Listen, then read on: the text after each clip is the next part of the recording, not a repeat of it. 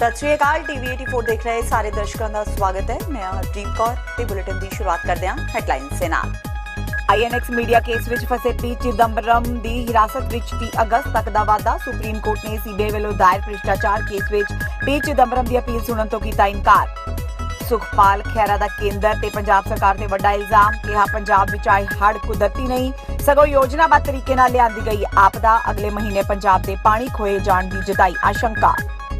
फाजिलका जिले विच हुंदी नाजायज माइनिंग उत्ते विधायक दविंदर सिंह कुबाया दा छापा। MLA नूं देख दौड़िया रेत माफिया। कुबाया ने DC नूं कहा कार्रवाई करन लई। सौदा साध गुरमीत राम रहीम दी मूंह बोली धी हनीप्रीत दी जमानत अर्जी नामंजूर। पंजाब हरियाणा हाईकोर्ट दे जस्टिस सुरिंदर गुप्ता ने हनीप्रीत दी जमानत अर्जी सुनन तो कीता इनकार। ते श्री गुरु रविदास महाराज जी दा मंदिर ढाहे जाण दे विरोध विच पंजाब दे केंद्र विच वजीरां दे घर घेरन दी तैयारी विच रविदास समाज, रविदास सभावां, भगवान वाल्मीकि सभावां ते डॉक्टर अंबेडकर सभावां ने कीता ऐलान। ते हुणे ने खबरां दा विस्तार। CBI अदालत ने चिदंबरम की हिरासत में 30 अगस्त तक का वाधा कर दिता है। INX मीडिया केस में सुप्रीम कोर्ट ने CBI वालों दायर भ्रिष्टाचार केस में पी चिदंबरम की अपील सुनने तो इनकार कर दिता है। CBI वालों दायर किए केस में चिदंबरम की अपील खारिज करदਿਆਂ अदालत ने कहा कि उसनूं कानून तहत कोई उपाय लभण की आग्या है। अदालत ने कहा कि चिदंबरम की अगाऊ जमानत पटीशन खारिज करने दे दिल्ली हाईकोर्ट के फैसले विरुद्ध पटीशन का कोई अर्थ नहीं है, क्योंकि वह पहला ही CBI की हिरासत में है। इस दे नाल ही चिदंबरम नाल जुड़े ED केस की सुनवाई सुप्रीम कोर्ट में चल रही है। आम आदमी पार्टी पंजाब के प्रधान ते संसद मैंबर भगवंत मान ने पंजाब के पानियों बारे तुरंत सरबदली बैठक बुलाने की मांग की है। उन्होंने कहा कि विवादित SYL नहर के मुद्दे ते सुप्रीम कोर्ट वालों पंजाब ते हरियाणा नूं आपसी रजामंदी बनाउण लई 3 सितंबर 2019 की तारीख तय कीते जाण नूं गंभीरता नाल लैंदिआं मुख मंत्री कैप्टन अमरिंदर सिंह सरबदली बैठक बुलाउण। भगवंत मान ने कहा कि जेकर कैप्टन अमरिंदर सिंह पंजाब अते पंजाब के पानियों बारे रत्ती भर भी संजीदा ने तां ओह पानियों के मुद्दे ते सारियां सियासी पार्टियां ते आधारित सरबदली बैठक बुलाउण। मान ने कहा कि इस मीटिंग विच प्रीतम सिंह कुम्मेदान समेत पानियों के प्रमुख माहिर, पंजाब के शुभ चिंतक, कानूनदान, इस विषय ते काम कर रहे समाजिक ते किसान संगठनों के नुमाइंदियां नूं भी विशेष तौर ते सद्दिया जावे। सुखबीर बादल कह रहे कि रेत माफिया करके हो रहा, जिन्हें शुरू किया है काम पहला अपने गिरीबान का झाक लैना हो तो कैप्टन साहब उन्होंने उस रेत माफिया नूं आके ਵਧਾਇਆ है काम, हिस्सा आपदा पा लिया ਉਹਦੇ ਵਿੱਚ। सो हज़ारां एकड़ ਜਿਹੜੀ ਹੈ ਕੱਲਾ ਆ ਸੰਘੇੜਾ ਪਿੰਡ ਹੈ ਇਹਦੇ ਆਲੇ ਦੁਆਲੇ ਦੇ ਇਲਾਕੇ ਦੀ 12000 ਏਕੜ ਤਾਂ ਟੋਟਲ ਕੱਲੇ ਇਸ ਇਲਾਕੇ ਦੇ ਛੋਟੇ ਜਿਹੇ ਏਰੀਏ ਦੀ 12000 ਏਕੜ ਹੈ ਜਿਹੜੀ ਉਹ ਪ੍ਰਭਾਵਿਤ ਹੋਈ ਹੈ। ਔਰ ਝੋਨਾ ਜਿਹੜਾ ਉਹ ਖਤਮ ਹੋ ਗਿਆ। 4-4 5-5 ਲੱਖ ਰੁਪਈਆ ਲਾ ਕੇ ਜਿਹੜੇ ਕਿਸਾਨ ਨੇ ਉਹਦੇ ਟਰੈਕਟਰ ਵੀ ਹਜੇ ਡੁੱਬੇ ਪਏ ਨੇ, ਜਿਹੜੇ ਹੁਣ ਥੋੜਾ ਜਿਹਾ ਪਾਣੀ ਘਟਿਆ ਤੇ ਨਜ਼ਰ ਆਉਣ ਲੱਗੇ। ਸੋ ਗੁਰਦੌਰੀਆਂ ਬਹੁਤ ਹੋ ਗਈਆਂ। ਇਸ ਤੋਂ ਪਹਿਲਾਂ ਵੀ ਮੈਨੂੰ ਦੱਸਿਆ ਪਿੰਡ ਵਾਲਿਆਂ ਨੇ, ਸਰਪੰਚ ਸਾਹਿਬ ਖੜੇ ਨੇ ਕਿ ਗੁਰਦੌਰੀਆਂ ਹੋ ਜਾਂਦੀਆਂ ਨੇ ਪਰ ਬਾਅਦ ਚ ਕਈ ਵਾਰੀ ਮਜ਼ਾਕ ਜ਼ਖਮਾਂ ਤੇ ਨਮਕ ਛਿੜਕਣ ਵਾਲਾ ਵੀ ਹੁੰਦਾ ਕਿ 126 ਰੁਪਏ ਦਾ ਚੈੱਕ, 225 ਰੁਪਏ ਦਾ ਚੈੱਕ। ਇਸ ਤਰ੍ਹਾਂ ਮੈਂ ਆਪਣੀ ਪਾਰਟੀ ਵੱਲੋਂ ਸਾਡੇ MLA ਜਗਰਾਓਂ ਡਿਪਟੀ ਲੀਡਰ ਨੇ ਜਿਹੜੇ ਕਿ ਵਿਧਾਨ ਸਭਾ 'ਚ ਮੈਡਮ ਸਰਬਜੀਤ ਕੌਰ ਵੱਲੋਂ ਔਰ ਸਾਡੀ ਜਿੰਨੇ ਵੀ ਇਸ ਅਸੀਂ 2-3 ਦਿਨ ਪਿਛਲੇ 2-3 ਦਿਨ ਤੋਂ ਰਾਜਨੀਤਿਕ ਗਤੀਵਿਧੀਆਂ ਬੰਦ ਕਰਕੇ ਅਸੀਂ ਆਪਣੇ ਵਲੰਟੀਅਰ ਤੇ ਵਰਕਰਾਂ ਨੂੰ ਮੈਂ ਤੁਹਾਡੇ ਜਰੀਏ ਹੁਣ ਵੀ ਅਪੀਲ ਕਰਦਾ ਕਿ ਜਿੱਥੇ ਵੀ ਜੋ ਮੌਕਾ ਮਿਲਦਾ ਹੈ ਲੋੜਵੰਦਾਂ ਦੀ ਸਹਾਇਤਾ ਕਰਨ ਦਾ, ਹੈਲਪ ਕਰਨ ਦਾ, ਉਹ ਜ਼ਰੂਰ ਕਰੋ, ਕਿਉਂਕਿ ਇਨਸਾਨ ਹੀ ਇਨਸਾਨ ਦੇ ਕੰਮ ਆਉਂਦਾ ਹੈ। ਸਰਕਾਰਾਂ ਤੋਂ ਉਮੀਦਾਂ ਪਹਿਲਾਂ ਵੀ ਛੱਡੀਆਂ ਹੋਈਆਂ ਸੀ ਲੋਕਾਂ ਦੇ, ਹੁਣ ਹੋਰ ਦਿਲ ਤੋੜਤੇ। ਸੋ ਕੈਪਟਨ ਸਾਹਿਬ ਜੇ ਥੋੜਾ ਬਹੁਤ ਵੀ ਤੁਹਾਡੇ ਅੰਦਰ ਪੰਜਾਬ ਪ੍ਰਤੀ ਦਰਦ ਬਾਕੀ ਹੈ ਤਾਂ ਕਿਰਪਾ ਕਰਕੇ ਆਪ ਖੁਦ ਭਾਵੇਂ ਨਾ ਹੋ, ਤੁਸੀਂ ਆਉਣੇ ਤਾਂ ਸਿਕਿਉਰਿਟੀ ਦੀ ਪ੍ਰੋਬਲਮ ਆ ਜਾਂਦੀ ਹੈ, ਅਫਸਰਾਂ ਨੂੰ ਹਦਾਇਤਾਂ ਕਰੋ ਕਿ ਉਹ ਨਾਲ ਲੋਕਾਂ ਦੇ ਬੈਠਣ, ਉਹ ਬੰਨਾਂ ਤੇ ਬੈਠਣ। ਕੋਈ ਹੋਰ ਬੰਨ ਟੁੱਟਣ ਦਾ ਖਰਚਾ ਜਾਂ ਕੋਈ ਹੋਰ ਪਾਣੀ ਛੱਡ ਕੇ ਉਧਰੋਂ ਜੇ ਕਿਤੇ ਜਿਹੜੇ ਫਸੇ ਹੋਏ ਲੋਕ ਨੇ ਇਸ ਵਕਤ ਜਿਹੜੇ ਡੰਗਰ ਪਸ਼ੂ ਮਰ ਗਏ, ਸਪੈਸ਼ਲ ਗਰਦੌਰੀ ਕਰੋ, ਕਿਉਂਕਿ ਕੱਲੀ ਗਰਦੌਰੀ ਦੇ ਵਿੱਚ ਤਾਂ ਜਿਹੜਾ ਕੱਲੀ ਫਸਲ ਆਉਂਦੀ ਹੈ। पंजाब विच आए हड़ां नूं सुखपाल खैरा ने कुदरती नहीं सगों योजनाबद्ध तरीके नाल लिआंदी गई आपदा करार दिता है। खैरा ने कहा कि जिस तरह जम्मू कश्मीर विच धारा 370 हटा के कश्मीरियां दे हक ते डाका मारिया गया, हुण अगली वारी पंजाब दी है।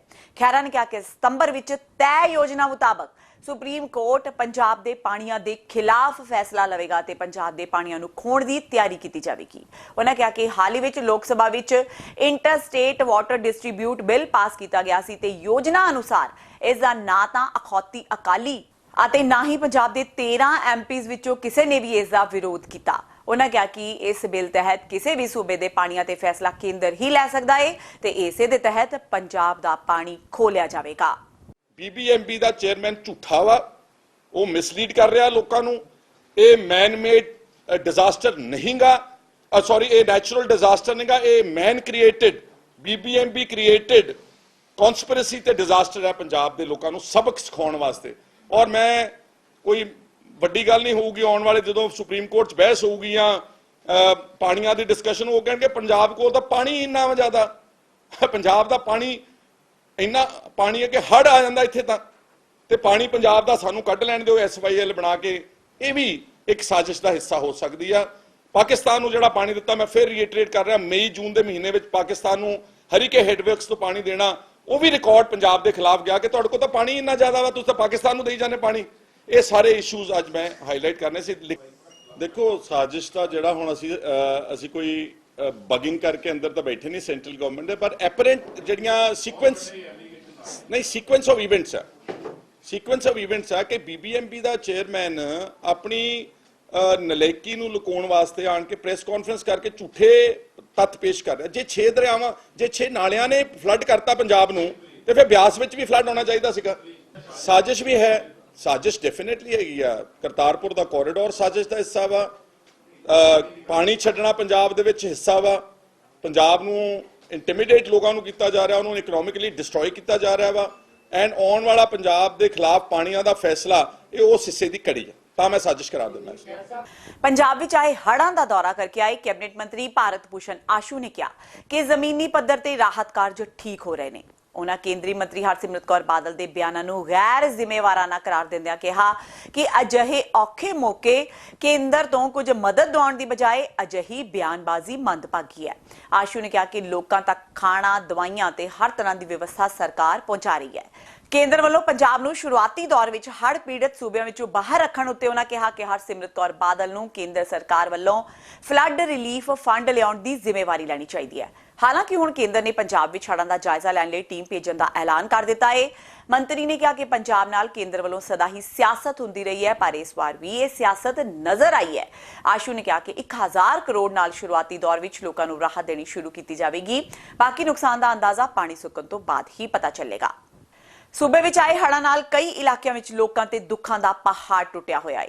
ਲੋਕਾਂ ਨੂੰ ਰਾਹਤ ਦੇਣ ਦਾ ਕੰਮ ਸਰਕਾਰ ਤੇ ਨਿੱਜੀ ਸੰਸਥਾਵਾਂ ਵੱਲੋਂ ਜਾਰੀ ਹੈ, ਪਰ ਇਸ ਦੇ ਨਾਲ ਹੀ ਲੋਕਾਂ ਨੂੰ ਰਾਹਤ ਦੇਣ ਦੇ ਨਾਮ ਤੇ ਸਿਆਸਤ ਵੀ ਤੇਜ਼ ਹੋ ਗਈ ਹੈ। ਅਕਾਲੀ ਦਲ ਦੇ ਆਗੂ ਤੇ ਸਾਬਕਾ ਵਿੱਤ ਮੰਤਰੀ ਪਰਮਿੰਦਰ ਸਿੰਘ ਢੀਂਡਸਾ ਨੇ ਪੰਜਾਬ ਸਰਕਾਰ ਵੱਲੋਂ ਕੇਂਦਰ ਨੂੰ ਕੋਸਣ ਤੇ ਕਿਹਾ ਹੈ ਕਿ ਕੈਪਟਨ ਲੋਕਾਂ ਨੂੰ ਗੁੰਮਰਾਹ ਕਰ ਰਹੇ ਨੇ, ਕਿਉਂਕਿ ਕੇਂਦਰ ਸਰਕਾਰ ਵੱਲੋਂ ਹੜ੍ਹਾਂ ਲਈ ਪਹਿਲਾਂ ਤੋਂ ਹੀ ਪੈਸਾ ਜਮ੍ਹਾਂ ਕਰਾਇਆ ਗਿਆ ਹੁੰਦਾ ਹੈ। ਇਸ ਦੌਰਾਨ ਢੀਂਡਸਾ ਨੇ ਸਿੰਚਾਈ ਵਿਭਾਗ ਤੇ ਵੀ ਹੜ੍ਹਾਂ ਨਾਲ ਹੋਈ ਤਬਾਹੀ ਦਾ ਦੋਸ਼ ਲਗਾਉਂਦਿਆਂ ਕਿਹਾ ਕਿ ਸਿੰਚਾਈ ਵਿਭਾਗ ਨੂੰ ਭਾਖੜਾ ਬਿਆਸ ਮੈਨੇਜਮੈਂਟ ਬੋਰਡ ਵੱਲੋਂ ਪਾਣੀ ਛੱਡਣ ਬਾਰੇ ਪਹਿਲਾਂ ਹੀ ਇਤਲਾਹ ਦਿੱਤੀ ਗਈ ਸੀ, ਪਰ ਸਿੰਚਾਈ ਵਿਭਾਗ ਨੇ ਇਸ ਦੇ ਬਾਵਜੂਦ ਕੋਈ ਵੀ ਇੰਤਜ਼ਾਮ ਨਹੀਂ ਕੀਤਾ। ਢੀਂਡਸਾ ਨੇ ਹੜ੍ਹਾਂ ਨਾਲ ਹੋਈ ਤਬਾਹੀ ਨੂੰ ਸਰਕਾਰ ਦੀ ਨਾਲਾਇਕੀ ਦੱਸਿਆ। CM ਸਾਹਿਬ ਲੋਕਾਂ ਨੂੰ ਗੁੰਮਰਾਹ ਕਰ ਰਹੇ ਨੇ। ਕੇਂਦਰ ਸਰਕਾਰ ਵੱਲੋਂ ਹਮੇਸ਼ਾ ਜਿਹੜਾ 400-500 ਕਰੋੜ ਰੁਪਈਆ ਡਿਜ਼ਾਸਟਰ ਰਿਲੀਫ ਫੰਡ ਜਿਹੜਾ ਸਟੇਟ ਦੇ ਵਿੱਚ ਜਮ੍ਹਾਂ ਹੁੰਦਾ ਹੈਗਾ, ਉਹ ਜਿਵੇਂ ਜਿਵੇਂ ਸਰਕਾਰ ਖਰਚਦੀ ਆ ਉਵੇਂ ਉਵੇਂ ਜਿਹੜਾ ਫੇਰ ਪੈਸਾ ਜਿਹੜਾ ਉਹ ਜਿਵੇਂ ਅੱਜ ਕੋਈ ਕੁਦਰਤੀ ਆਫਤ ਆ ਗਈ, ਉਹਦੇ ਤੇ ਸਰਕਾਰ ਜਿਹੜੀ ਹੈ ਉਹਨਾਂ ਨੂੰ ਗਾਈਡਲਾਈਨ ਅਨੁਸਾਰ ਖਰਚਣ ਦੀ ਆਗਿਆ ਹੈ। ਪੈਸਾ ਖਰਚ ਕਰਕੇ ਸਿਰਫ ਕੇਂਦਰ ਸਰਕਾਰ ਨੂੰ ਦੱਸਣਾ ਵੀ ਇੰਨਾ ਅਸੀਂ ਖਰਚ ਕਰਤਾ, ਕੇਂਦਰ ਸਰਕਾਰ ਉਨੀ ਰਾਸ਼ੀ ਜਿਹੜੀ ਹੈ ਉਹ ਵਾਪਸ ਹੋਰ ਭੇਜ ਦਿੰਦੀ ਹੈ। ਖਰਚੇ ਨਹੀਂ ਇਹਨਾਂ ਨੇ ਹਜੇ ਤੱਕ, ਜੇ ਖਰਚਣਗੇ ਤਾਂ ਹੀ ਫਿਰ ਉੱਥੇ ਹੋਰ ਰਾਸ਼ੀ ਆਊਗੀ। ਸੋ ਜਿਹੜੀ ਰਾਸ਼ੀ 400-500 ਕਰੋੜ ਰੁਪਈਆ ਸੂਬੇ ਕੋਲੇ ਡਿਜ਼ਾਸਟਰ ਰਿਲੀਫ ਫੰਡ ਕੇਂਦਰ ਸਰਕਾਰ ਵੱਲੋਂ ਦਿੱਤਾ ਗਿਆ, ਉਹ ਮੈਂ ਅਪੀਲ ਕਰਾਂਗਾ ਵੀ ਜਲਦੀ ਤੋਂ ਜਲਦੀ ਖਰਚਣ ਅਤੇ ਜੋ ਸਰਕਾਰ ਦੀਆਂ ਗਾਈਡਲਾਈਨ ਦੇ ਮੁਤਾਬਕ ਦੁਬਾਰੇ ਡਿਮਾਂਡ ਆਪਦੀ ਭੇਜਣ, ਉੱਥੋਂ ਜ਼ਰੂਰ ਰਿਲੀਜ਼ ਹੋਣਗੇ। ਮੈਂ ਦਾਅਵੇ ਨਾਲ ਕਹਿਣਾ ਵੀ ਕੋਈ ਐਸੀ ਗੱਲ ਹੀ ਨਹੀਂ ਵੀ ਸਰਕਾਰ ਨਾ ਦੇਵੇ ਕੇਂਦਰ ਪੈਸਾ। ਪੰਜਾਬ ਵਿੱਚ ਹੜ੍ਹ ਆਉਣ ਤੋਂ ਤਕਰੀਬਨ ਹਫ਼ਤਾ ਬਾਅਦ ਵੀ ਹਾਲਾਤ ਠੀਕ ਨਹੀਂ ਹੋਏ ਤੇ ਸੈਂਕੜੇ ਪਿੰਡਾਂ ਦੇ ਲੋਕ ਅਜੇ ਵੀ ਪਾਣੀ ਦਾ ਸੰਤਾਪ ਹੰਢਾ ਰਹੇ ਨੇ। ਉਹਨਾਂ ਦੀ ਮਦਦ ਲਈ ਕਈ ਸਰਕਾਰੀ ਤੇ ਗੈਰ ਸਰਕਾਰੀ ਸੰਸਥਾਵਾਂ ਲੱਗੀਆਂ ਹੋਈਆਂ ਨੇ, ਪਰ ਇਸ ਸਮੇਂ ਕਈ ਉੱਗੇ ਸਿਤਾਰੇ ਵੀ ਆਪਣਿਆਂ ਦਾ ਸਾਥ ਦੇਣ ਲਈ ਜ਼ਮੀਨ ਤੇ ਪਹੁੰਚੇ ਹੋਏ ਨੇ। ਬੀਤੇ ਕੱਲ ਪ੍ਰਸਿੱਧ ਪੰਜਾਬੀ ਕਲਾਕਾਰ ਤਰਸੇਮ ਜੱਸੜ ਪਰਉਪਕਾਰੀ ਸੰਸਥਾ ਖਾਲਸਾ ਏਡ ਨਾਲ ਸੁਲਤਾਨਪੁਰ ਲੋਧੀ ਦੇ ਹੜ੍ਹ ਪੀੜਤਾਂ ਦੀ ਮਦਦ ਲਈ ਪਹੁੰਚੇ। ਉਹਨਾਂ ਨਾ ਸਿਰਫ ਪਿੰਡਾਂ ਵਿੱਚ ਲੋਕਾਂ ਦੀ ਮਦਦ ਕੀਤੀ, ਬਲਕਿ ਪਿੰਡਾਂ ਦੇ ਬਾਹਰ-ਬਾਹਰ ਬਣੀਆਂ ਢਾਣੀਆਂ ਤੇ ਡੇਰਿਆਂ ਵਿੱਚ ਜਾ ਕੇ ਲੋਕਾਂ ਤੱਕ ਜ਼ਰੂਰੀ ਰਸਦ ਪਹੁੰਚਾਈ। ਜੱਸੜ ਨੇ ਕਿਹਾ ਕਿ ਬੇਸ਼ੱਕ ਬਹੁਤ ਜਣੇ ਹੜ੍ਹ ਪੀੜਤਾਂ ਦੀ ਮਦਦ ਕਰ ਰਹੇ ਨੇ, ਪਰ ਪੰਜਾਬ ਦੇ ਕਾਫੀ ਲੋਕ ਅਜੇ ਵੀ ਪਾਣੀ ਵਿੱਚ ਫਸੇ ਲੋਕਾਂ ਦੀ ਮੁਸ਼ਕਲ ਤੋਂ ਵਾਕਿਫ ਨਹੀਂ। ਉਹਨਾਂ ਲੋਕਾਂ ਤੇ ਖਾਸ ਤੌਰ ਤੇ ਪ੍ਰਵਾਸੀ ਪੰਜਾਬੀਆਂ ਨੂੰ ਅਪੀਲ ਕੀਤੀ ਕਿ ਉਹ ਆਪਣੇ ਪਿੰਡਾਂ ਲਈ ਇੱਕ ਹੋ ਕੇ ਮਦਦ ਕਰਨ। ਸਾਰਿਆਂ ਨੂੰ ਸਤਿ ਸ਼੍ਰੀ ਅਕਾਲ ਜੀ। ਤੇ ਅੱਜ ਇੱਥੇ ਆਏ ਆ, ਅਸਲ ਗਰਾਊਂਡ ਰਿਐਲਿਟੀ ਜਿਵੇਂ ਕਹਿੰਦੇ ਨਾ, ਗਰਾਊਂਡ ਤੇ ਆ ਕੇ ਪਤਾ ਚੱਲਦੀ ਆ।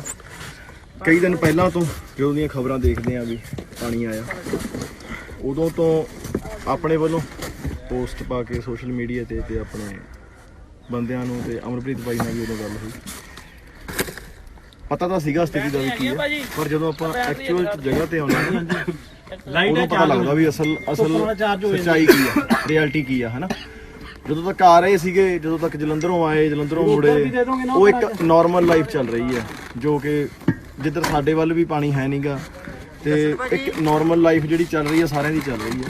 ਪਰ ਇੱਥੇ ਆ ਕੇ ਪਤਾ ਚੱਲਦਾ ਵੀ ਤੁਸੀਂ ਇੱਕ ਨਵਾਂ ਪੰਨਾ ਖੋਲ੍ਹਿਆ ਜਿਹਦੇ ਵਿੱਚ ਡਿਜ਼ਾਸਟਰ ਆ ਪੂਰਾ, ਜਿਹਦੇ ਵਿੱਚ ਜਿਹੜੇ ਏਰੀਏ ਡੈਮੇਜਡ ਨੇ ਉਹ ਪੂਰੇ ਕ੍ਰਿਟੀਕਲੀ ਡੈਮੇਜਡ। ਉਧਰ ਮੌਸਮ ਵਿਭਾਗ ਦੇ ਨਿਰਦੇਸ਼ਕ ਨੇ ਫੇਰ ਅਲਰਟ ਜਾਰੀ ਕਰ ਦਿੱਤਾ ਹੈ। ਅਲਰਟ ਵਿੱਚ ਪੰਜਾਬ ਤੇ ਹਰਿਆਣਾ ਵਿੱਚ ਮੁੜ ਬਾਰਿਸ਼ ਦੀ ਚੇਤਾਵਨੀ ਦਿੱਤੀ ਗਈ ਹੈ। ਬਾਰਿਸ਼ ਦੀ ਇਹ ਚੇਤਾਵਨੀ 29, 30 ਤੇ 31 ਅਗਸਤ ਨੂੰ ਜਾਰੀ ਕੀਤੀ ਗਈ ਹੈ। ਇਸ ਦੇ ਨਾਲ ਹੀ ਹਿਮਾਚਲ ਦੇ ਕੁਝ ਹਿੱਸਿਆਂ ਲਈ ਵੀ ਵਿਭਾਗ ਨੇ ਅਲਰਟ ਜਾਰੀ ਕੀਤਾ ਹੈ, ਜਿਸ ਮੁਤਾਬਕ 30, 31 ਅਗਸਤ ਤੇ 1 ਸਤੰਬਰ ਲਈ ਬਾਰਿਸ਼ ਦੀ ਚੇਤਾਵਨੀ ਦਿੱਤੀ ਗਈ ਹੈ। ਜਿਹੜੀ ਸਾਨੂੰ ਇੰਡੀਆ ਮੈਟਰੋਲੋਜੀਕਲ ਡਿਪਾਰਟਮੈਂਟ ਤੋਂ ਫੋਰਕਾਸਟ ਆਈ ਹੈ, ਉਹਦੇ ਅਕੋਰਡਿੰਗਲੀ ਮੌਨਸੂਨ ਦਾ ਫਿਰ ਇੱਕ ਐਕਟਿਵ ਫੇਸ ਚੱਲ ਰਿਹਾ ਹੈ, ਤੇ ਉਹਦੇ ਵਿੱਚ ਪੂਰੇ ਪੰਜਾਬ 'ਚ ਇੱਕ ਤਾਂ ਬੱਦਲਵਾਈ ਵਾਲਾ ਮੌਸਮ, ਦੂਸਰਾ ਹਲਕੀ ਤੋਂ ਦਰਮਿਆਨੀ ਵਰਖਾ ਦੀ ਕਿਤੇ ਫੋਰਕਾਸਟ ਹੈਗੀ ਹੈ। ਇਹਦੇ ਵਿੱਚ ਜ਼ਿਆਦਾਤਰ ਨਾਰਦਰਨ ਤੇ ਸੈਂਟਰਲ ਡਿਸਟ੍ਰਿਕਟਸ ਆਫ ਪੰਜਾਬ ਨੇ, ਉਹ ਜ਼ਿਆਦਾ ਉੱਥੇ ਚਾਂਸਸ ਹੈਗੇ ਆ। ਤੇ ਇਹ ਅਜੇ ਆਉਣ ਵਾਲੇ ਤਕਰੀਬਨ ਯੂ ਕੈਨ ਸੇ 2 ਦਿਨ ਤੱਕ ਇਸ ਟਾਈਮ ਫੋਰਕਾਸਟ ਹੈ। ਅਜੇ ਇੰਨਾ ਕਲੀਅਰਲੀ ਕਿਹਾ ਨਹੀਂ ਜਾ ਸਕਦਾ, ਕਿਉਂਕਿ ਮੌਨਸੂਨ ਦਾ ਜੇ ਪਿੱਛੋਂ ਮੌਨਸੂਨ ਐਕਚੁਅਲੀ ਆਉਂਦਾ ਹਮੇਸ਼ਾ ਫੇਜ਼ਸ 'ਚ, ਇਹ ਇੱਕ ਕੰਟੀਨਿਊਸ ਸਿਸਟਮ ਨਹੀਂ ਹੁੰਦਾ, ਤੇ ਉਹ ਜੇ ਪਿੱਛੋਂ ਹੋਰ ਮੋਇਸਚਰ ਐਡ ਅਪ ਹੋ ਗਿਆ ਤਾਂ maybe it may continue. ਕਈ ਵਾਰੀ ਵਿੱਚ 1-2 ਦਿਨ ਕਲੀਅਰ ਵੀ ਹੋ ਜਾਂਦਾ ਜਦੋਂ ਪਿੱਛੋਂ ਮੋਇਸਚਰ ਨਹੀਂ ਆਉਂਦਾ, ਕਿਉਂਕਿ ਮੌਨਸੂਨ ਕਰੰਟ ਨੇ ਅਰੇਬੀਅਨ ਸੀ ਤੇ ਬੇ ਆਫ ਬੰਗਾਲ ਤੋਂ ਮੋਇਸਚਰ ਗੇਨ ਕਰਨਾ ਹੁੰਦਾ ਹੈ। ਸੋ ਇਟ ਆਲ ਡਿਪੈਂਡਸ ਵੀ ਵਿੰਡ ਸਿਸਟਮ ਕਿਹੋ ਜਿਹਾ ਹੈ। ਫਾਜ਼ਿਲਕਾ ਵਿੱਚ ਹੁੰਦੀ ਨਾਜਾਇਜ਼ ਮਾਈਨਿੰਗ ਉੱਤੇ ਵਿਧਾਇਕ ਦਵਿੰਦਰ ਸਿੰਘ ਕੁਬਾਇਆ ਨੇ ਛਾਪਾ ਮਾਰਿਆ। ਜਦੋਂ ਵਿਧਾਇਕ ਇੱਥੇ ਪੁੱਜੇ ਤਾਂ ਸ਼ਰੇਆਮ ਮਾਈਨਿੰਗ ਚੱਲ ਰਹੀ ਸੀ। ਵਿਧਾਇਕ ਨੂੰ ਵੇਖ ਮਸ਼ੀਨਾਂ ਤੇ ਟਰਾਲੀਆਂ ਛੱਡ ਕੇ ਸਾਰੇ ਉੱਥੋਂ ਭੱਜ ਗਏ। ਦੱਸ ਦੇਈਏ ਕਿ ਫਾਜ਼ਿਲਕਾ ਦੇ ਪਿੰਡ ਸੁਖੇਰਾ ਵਿੱਚ ਮਾਫੀਆ ਵੱਲੋਂ ਨਾਜਾਇਜ਼ ਮਾਈਨਿੰਗ ਕੀਤੀ ਜਾ ਰਹੀ ਸੀ, ਜਿਸ ਦੀਆਂ ਕਾਫੀ ਸ਼ਿਕਾਇਤਾਂ ਮਿਲੀਆਂ ਸਨ, ਜਿਸ ਪਿੱਛੋਂ ਵਿਧਾਇਕ ਅਚਾਨਕ ਉੱਥੇ ਪੁੱਜ ਗਏ ਤੇ ਸਾਰਾ ਹਾਲ ਅੱਖੀਂ ਵੇਖਿਆ। ਮੌਕੇ ਤੇ ਅਧਿਕਾਰੀਆਂ ਨੂੰ ਬੁਲਾਇਆ ਗਿਆ। ਇਸ ਮੌਕੇ ਕੁਝ ਲੋਕਾਂ ਨੇ ਦੱਸਿਆ ਕਿ ਇਹ ਕੰਮ ਪਿਛਲੇ ਕਾਫੀ ਸਮੇਂ ਤੋਂ ਚੱਲ ਰਿਹਾ ਹੈ, ਪਰ ਕੋਈ ਕਾਰਵਾਈ ਨਹੀਂ ਹੁੰਦੀ। ਵਿਧਾਇਕ ਨੇ ਮੌਕੇ ਤੇ ਡੀਸੀ ਸਮੇਤ ਹੋਰ ਅਧਿਕਾਰੀਆਂ ਨੂੰ ਫੋਨ ਕਰ ਇਸ ਦੀ ਜਾਣਕਾਰੀ ਦਿੱਤੀ। ਦੇਖੋ, ਲੋਕ ਆਉਂਦੇ ਸੀ ਪਿੰਡਾਂ ਵਾਲੇ ਜਾਂ ਜ਼ਿਮੀਂਦਾਰ ਜਾਂ ਕੋਈ ਹੋਰ ਵੀ, ਸਾਨੂੰ ਜਿਹੜਾ ਰੇਤ ਹੈ ਉਹ ਇੱਥੇ ਕਾਫੀ ਮਹਿੰਗੀ ਜਿਹੜੀ ਵੇਚੀ ਜਾ ਰਹੀ ਹੈ, ਜਿਹੜੀ 16.5 ਰੁਪਏ ਫੁੱਟ ਦੇ ਹਿਸਾਬ ਨਾਲ ਸਾਨੂੰ ਵੇਚ ਰਹੇ ਆ। ਔਰ ਜਿਹੜੀ ਉਹ ਪਰਚੀ ਕੱਟਦੇ ਉਹਦੇ ਤੇ ਕੋਈ ਰੇਟ ਨਹੀਂ ਲਿਖਦੇ, ਕੋਈ ਪੈਸੇ ਨਹੀਂ ਲਿਖਦੇ, ਸ਼ਰੇਆਮ ਜਿਹੜੀ ਗੁੰਡਾਗਰਦੀ ਕਰ ਰਹੇ। ਕਾਫੀ ਲੰਮੇ ਸਮੇਂ ਤੋਂ ਸ਼ਿਕਾਇਤਾਂ ਆਉਂਦੀਆਂ ਸੀ, ਸੋ ਅੱਜ ਅਸੀਂ ਪਲਾਨ ਬਣਾਇਆ ਵੀ ਉੱਥੇ ਮੌਕਾ ਵੇਖ ਕੇ ਚੈੱਕ ਕਰਦੇ ਹਾਂ। ਸੋ ਅੱਜ ਇੱਥੇ ਆਏ ਆ। ਇੱਥੇ ਲੀਗਲੀ ਜਿਹੜਾ ਹੈ ਸਿਰਫ 10 ਫੁੱਟ ਉਹ ਚੱਕ ਸਕਦੇ, ਔਰ ਇਹਨਾਂ ਨੇ 70 ਫੁੱਟ ਜਿਹੜਾ ਉਹ ਥੱਲੋਂ ਮਿੱਟੀ ਚੱਕੀ ਹੈ, ਇਲੀਗਲ ਮਾਈਨਿੰਗ ਕੀਤੀ ਹੈ। ਔਰ ਜਦੋਂ ਕੈਪਟਨ ਸਾਹਿਬ ਨੇ ਸਰਕਾਰ ਬਣਾਈ ਸੀ ਤਾਂ ਉਦੋਂ ਇਹ ਕਹਿ ਕੇ ਬਣਾਈ ਸੀ ਕਿ ਜਿਹੜਾ ਅਸੀਂ ਰੇਤਾ ਲੋਕਾਂ ਨੂੰ ਸਸਤਾ ਦੇਵਾਂਗੇ ਤਾਂ ਰੇਤ ਮਾਫੀਆ ਖਤਮ ਕਰਾਂਗੇ। ਪਰ ਮੈਂ ਸਮਝਦਾ ਵੀ ਰੇਤ ਮਾਫੀਆ ਇੱਥੇ ਤਾਂ ਇਹ ਸ਼ਰੇਆਮ ਗੁੰਡਾਗਰਦੀ ਪਿਛਲੀ ਸਰਕਾਰ ਨਾਲ ਕੰਮ ਲੰਘ ਗਿਆ, ਔਰ ਲੋਕ ਜਿਹੜੇ ਹੈ ਬੜੇ ਦੁਖੀ ਹੈ। ਇਸ ਕਰਕੇ ਅੱਜ ਅਸੀਂ ਆਏ ਸੀ, ਔਰ ਜਿਹੜੇ ਵੀ ਇਹ ਇਲੀਗਲ ਮਾਈਨਿੰਗ ਕੀਤੀ ਜਾਂ ਪੈਸੇ ਲਏ ਆ ਲੋਕਾਂ ਤੋਂ, ਉਹਨਾਂ ਖਿਲਾਫ ਕਾਰਵਾਈ ਪਰਚਾ ਕਰਾਵਾਂਗੇ। ਔਰ ਜੇ ਹੋਰ ਵੀ ਜਿਹੜਾ ਇਹਨਾਂ ਦਾ ਜਾਨਾ ਜਿਹੜਾ ਵੀ ਰਿਕਵਰੀ ਇਹਨਾਂ ਤੋਂ ਜਿਹੜਾ ਇਲੀਗਲੀ ਇਹਨਾਂ ਮਿੱਟੀ ਚੱਕੀ ਹੈ, ਰੇਤਾ ਚੱਕਿਆ, ਉਹ ਅਸੀਂ ਲਵਾਂਗੇ। ਪਰ ਮੈਂ ਸਮਝਦਾ ਵੀ ਮਾਈਨਿੰਗ ਵਾਲੇ ਸੁੱਤੇ ਹੀ ਹੋਇਆ ਵੀ ਉਹਨਾਂ ਨੂੰ ਪਤਾ ਹੀ ਨਹੀਂ ਲੱਗਿਆ ਵੀ ਜਿਹੜਾ 70 ਫੁੱਟ ਤੱਕ ਜਿਹੜਾ ਰੇਤਾ ਚੱਕ ਕੇ, ਔਰ ਲੋਕਾਂ ਨੂੰ ਇੰਨੀ ਪਰੇਸ਼ਾਨੀ, ਔਰ ਲੋਕ ਇੰਨੇ ਦੁਖੀ। ਇੱਕ ਪਾਸੇ ਤਾਂ ਸਾਡੇ ਪੰਜਾਬ 'ਚ ਫਲੱਡ ਆਇਆ, ਪਰ ਇੱਕ ਪਾਸੇ ਜ਼ਿਮੀਂਦਾਰਾਂ ਨੂੰ ਲੁੱਟੀ ਜਾ ਰਹੀ। ਸੋ ਇਸ ਕਰਕੇ ਅਸੀਂ ਕੀਤਾ, ਔਰ ਇਹਨਾਂ ਖਿਲਾਫ ਅਸੀਂ ਜਿਹੜੀ ਸਖਤ ਕਾਰਵਾਈ ਕਰਾਂਗੇ। ਤੇ ਹੁਣ ਵੇਲਾ ਹੋ ਗਿਆ ਬ੍ਰੇਕ ਦਾ। ਬਾਕੀ ਦੀਆਂ ਖਬਰਾਂ ਇਸ ਬ੍ਰੇਕ ਤੋਂ ਬਾਅਦ।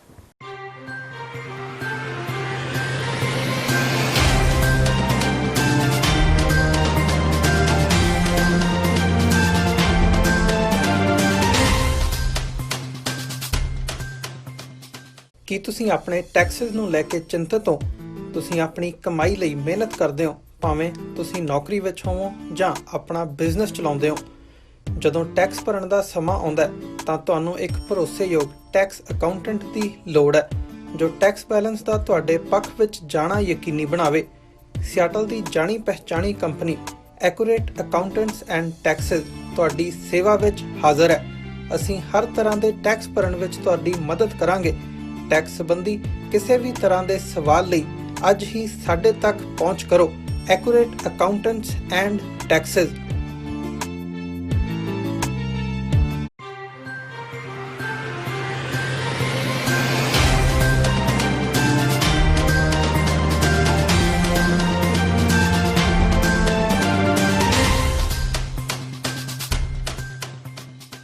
ਬ੍ਰੇਕ ਤੋਂ ਬਾਅਦ TV84 ਦੇ ਖਬਰਾਂ ਦੇ ਬੁਲੇਟਿਨ ਵਿੱਚ ਸਵਾਗਤ ਹੈ। ਵਧਦਿਆਂ ਅਗਲੀ ਖਬਰ ਵੱਲ।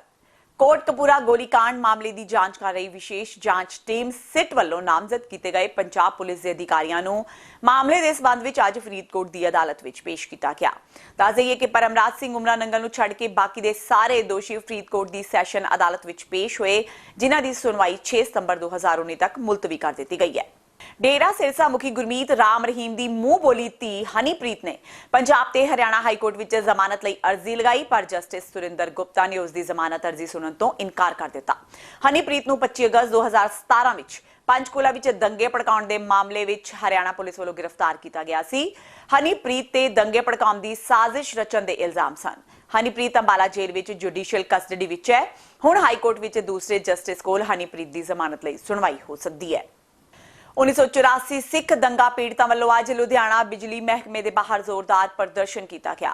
ਇਸ ਦੌਰਾਨ ਬਿਜਲੀ ਮਹਿਕਮੇ ਦੇ ਖਿਲਾਫ ਨਾਅਰੇਬਾਜ਼ੀ ਵੀ ਕੀਤੀ ਗਈ। ਦਰਅਸਲ ਬਿਜਲੀ ਵਿਭਾਗ ਵੱਲੋਂ ਦੰਗਾ ਪੀੜਤ ਕਲੋਨੀ ਵਿੱਚ ਰਹਿਣ ਵਾਲੇ ਲੋਕਾਂ ਨੂੰ ਉਹਨਾਂ ਦੇ ਬਕਾਇਆ ਬਿੱਲ ਭੇਜਣ ਦਾ ਮਾਮਲਾ ਹੈ, ਜੋ ਕਿ ਹੁਣ ਲੱਖਾਂ ਰੁਪਏ ਬਣ ਚੁੱਕਾ ਹੈ, ਜਦਕਿ ਕਲੋਨੀ ਵਿੱਚ ਰਹਿਣ ਵਾਲੇ ਪੀੜਤਾਂ ਦਾ ਕਹਿਣਾ ਹੈ ਕਿ ਇਹ ਬਿੱਲ ਪੁਰਾਣੇ ਨੇ ਜੋ ਉਹਨਾਂ ਦੇ ਸਿਰ ਪਾਏ ਜਾ ਰਹੇ ਨੇ।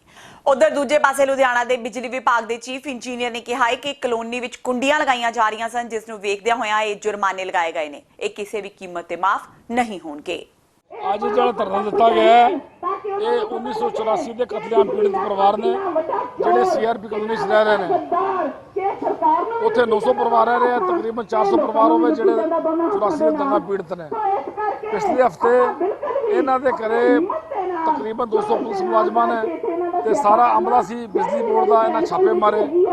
ਗਰੀਬ ਲੋਕ ਨੇ ਜਿਨ੍ਹਾਂ ਦੇ ਪੱਖੇ ਲੱਗੇ ਹੋਏ ਸਨ, ਮੀਟਰ ਵੀ ਲੱਗੇ ਨੇ ਤੇ ਬਲਬ ਲੱਗੇ ਨੇ, ਉਹਨਾਂ ਪਰਿਵਾਰਾਂ ਘਰ ਛਾਪੇ ਮਾਰ ਕੇ 2-2 ਲੱਖ ਰੁਪਏ ਦਾ 2.5 ਲੱਖ ਰੁਪਏ ਦਾ ਜਾਇਜ਼ ਜੁਰਮਾਨਾ ਪਾਤਾ ਹੈ।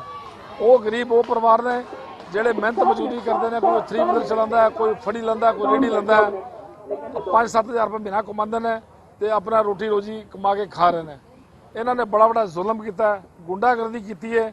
ਉਹ ਦੰਗਾ ਪੀੜਤ ਪਰਿਵਾਰਾਂ ਨੂੰ ਨਿਸ਼ਾਨਾ ਬਣਾ ਕੇ ਤਕਰੀਬਨ 50 ਬੰਦਿਆਂ ਨੂੰ ਜੁਰਮਾਨਾ ਪਾਇਆ 2-2 ਲੱਖ ਰੁਪਏ ਦਾ, ਤੇ ਮੀਟਰ ਨਹੀਂ ਲਾਉਂਦੇ। ਉੱਥੇ ਜਿਹੜਾ ਐਕਸ਼ਨ ਮਾਲਟਾਊਨ ਦਾ ਬਹੁਤ ਧੱਕੇ ਸਹੀ ਗੁੰਡਾਗਰਦੀ ਕਰ ਰਿਹਾ, ਉਹਦੇ ਰੋਸ ਵਜੋਂ ਧਰਨਾ ਦਿੱਤਾ 1984 ਦੇ ਪੀੜਤ ਪਰਿਵਾਰਾਂ ਨੇ।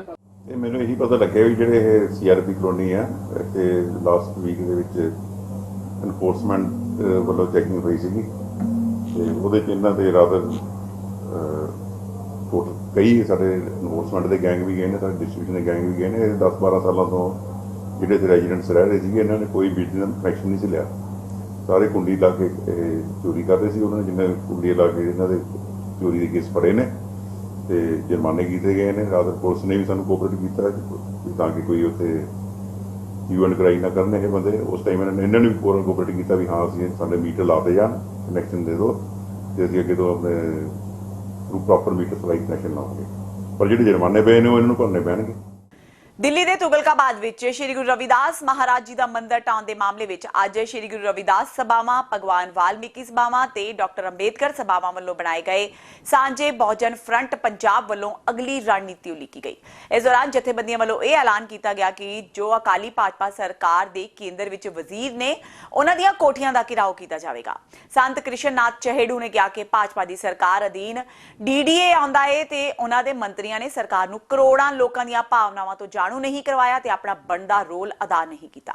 ਬਹੁਜਨ ਫਰੰਟ ਦੇ ਸਰਪ੍ਰਸਤ ਕ੍ਰਿਸ਼ਨ ਨਾਥ ਨੇ ਕਿਹਾ ਕਿ ਜਦੋਂ ਤੱਕ ਦਿੱਲੀ ਤੁਗਲਕਾਬਾਦ ਮੰਦਿਰ ਦੀ ਜ਼ਮੀਨ ਵਾਪਸ ਨਹੀਂ ਹੁੰਦੀ ਤੇ ਸਰਕਾਰ ਕਾਂਸ਼ੀ ਬਨਾਰਸ ਜਾ ਕੇ ਗਲਤੀ ਨਹੀਂ ਮੰਨਦੀ, ਉਦੋਂ ਤੱਕ ਸਮਾਜ ਇਸੇ ਤਰ੍ਹਾਂ ਸੰਘਰਸ਼ ਕਰਦਾ ਰਹੇਗਾ। ਬਹੁਜਨ ਫਰੰਟ ਪੰਜਾਬ ਵੱਲੋਂ ਔਰ ਸਾਰੇ ਜਥੇਬੰਦੀਆਂ ਵੱਲੋਂ ਅੱਜ ਜਲੰਧਰ ਵਿੱਚ ਪ੍ਰੈਸ ਕਾਨਫਰੰਸ ਬੁਲਾਈ ਗਈ ਹੈ, ਜਿਹਦੇ ਵਿੱਚ ਸਰਬਸੰਮਤੀ ਦੇ ਨਾਲ ਮਤਾ ਪਾਸ ਕੀਤਾ ਗਿਆ ਕਿ 28 ਤਰੀਕ ਨੂੰ ਕੇਂਦਰੀ ਮੰਤਰੀ ਫਗਵਾੜੇ ਦੇ ਰਿਹਾਇਸ਼ ਸੋਮ ਪ੍ਰਕਾਸ਼ ਜੀ ਦਾ ਘਿਰਾਓ ਕੀਤਾ ਜਾਏਗਾ ਔਰ ਉਸ ਤੋਂ ਬਾਅਦ ਕੇਂਦਰੀ ਮੰਤਰੀ ਹਰਸਿਮਰਤ ਕੌਰ ਬਾਦਲ ਬਠਿੰਡੇ ਦੇ ਵਿੱਚ ਘਿਰਾਓ ਕੀਤਾ ਜਾਏਗਾ ਔਰ ਉੱਥੇ ਹੀ 31 ਤਰੀਕ ਨੂੰ ਜਿਹੜਾ ਅਗਲਾ ਪ੍ਰੋਗਰਾਮ ਹੋਏਗਾ ਅੰਮ੍ਰਿਤਸਰ ਦਾ ਜਿਹੜੇ ਮੰਤਰੀ ਆ ਉਹਨਾਂ ਦਾ ਘਿਰਾਓ ਕੀਤਾ ਜਾਏਗਾ ਔਰ ਸੰਸਥਾ ਵੱਲੋਂ ਜਿਹੜੇ ਅੰਡਰ ਅਰੈਸਟ ਹੋ ਗਿਆ ਆ 21 ਤਰੀਕ ਨੂੰ ਦਿੱਲੀ ਪ੍ਰਦਰਸ਼ਨ ਦੇ ਵਿੱਚ ਜਿਹੜੇ ਗ੍ਰਿਫਤਾਰ ਕਰ ਲਿਆ ਗਿਆ ਉਹਨਾਂ ਤੇ FI ਦਰਜ ਹੈ 96 ਵਿਅਕਤੀਆਂ ਤੇ। ਪੰਜਾਬ ਦੇ 23 ਵਿਅਕਤੀ ਨੇ, 23 ਪ੍ਰਾਣੀ ਨੇ। ਉਹਨਾਂ 23 ਪ੍ਰਾਣੀਆਂ ਨੂੰ ਇਹ ਸੰਸਥਾ ਵੱਲੋਂ ਸਹਿਯੋਗ ਵਾਸਤੇ ਮਾਲੀ ਮਹਿਕ ਸਹਾਇਤਾ ਵਾਸਤੇ 21,000 ਰੁਪਇਆ ਇਹ ਫਰੰਟ ਜਿਹੜੇ ਸੇਵਾਦਾਰ ਉਹਨਾਂ ਦੇ ਘਰਾਂ ਤੱਕ ਜਾਣਗੇ ਤੇ ਰਾਬਤਾ ਕਾਇਮ ਕਰਨਗੇ ਔਰ ਸਹਿਯੋਗ ਦੇ ਕੇ ਆਉਣਗੇ। ਮੋਗਾ ਦੀ ਭਾਰਤੀ ਕਿਸਾਨ ਯੂਨੀਅਨ ਏਕਤਾ ਉਗਰਾਹਾਂ ਦੀ ਮੀਟਿੰਗ ਅਮਰਜੀਤ ਸਿੰਘ ਸੈਦੋ ਕੇ ਜ਼ਿਲ੍ਹਾ ਪ੍ਰਧਾਨ ਦੀ ਪ੍ਰਧਾਨਗੀ ਹੇਠ ਕਸਬਾ ਬਦਨੀ ਕਲਾਂ ਵਿਖੇ ਹੋਈ, ਜਿਸ ਵਿੱਚ ਸੂਬਾ ਜਨਰਲ ਸਕੱਤਰ ਸੁਖਦੇਵ ਸਿੰਘ ਕੋਕਰੀ ਕਲਾਂ ਤੇ ਹਰਦੀਪ ਸਿੰਘ ਟੱਲੇਵਾਲ ਸੂਬਾ ਸਕੱਤਰ ਵਿਸ਼ੇਸ਼ ਰੂਪ ਵਿੱਚ ਸ਼ਾਮਿਲ ਹੋਏ। ਇਸ ਮੀਟਿੰਗ ਵਿੱਚ ਸੂਬਾ ਕਮੇਟੀ ਮੈਂਬਰ ਸੁਖਦੇਵ ਕੋਕਰੀ ਨੇ ਕਿਹਾ ਕਿ ਕਸ਼ਮੀਰੀ ਲੋਕਾਂ ਦੇ ਹੱਕੀ ਕੌਮੀ ਸੰਘਰਸ਼ ਨੂੰ ਭਾਰਤੀ ਹਕੂਮਤ ਵੱਲੋਂ ਦਬਾਇਆ ਜਾ ਰਿਹਾ ਹੈ।